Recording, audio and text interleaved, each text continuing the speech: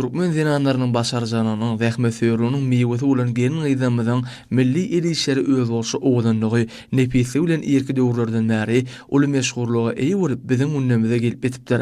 Şan şöhraty asyrlara ýaýran zinanlarymyzyň elleriniň çeperligini, ustatlygyny älimi äşkär eden milli senetçiligimiziň birem tekençilik hünäridir.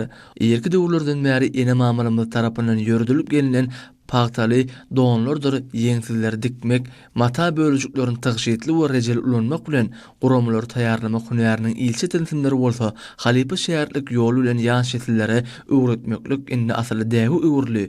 Welaýatyň hujamat etrawyna pagtaly donlary ýeňsizleri dikmeklik guramy-guramyklyk işi hasy meşhurdur. Etrapda bu hünär her bir maşgalada gelin gyzlar tarapyndan dowam etdirilýär. Pagtaly libaslar gyş mewsüminde geýenleri sowukdan gorasa, tomuz passyna bedeni ıssydan gorapdyr.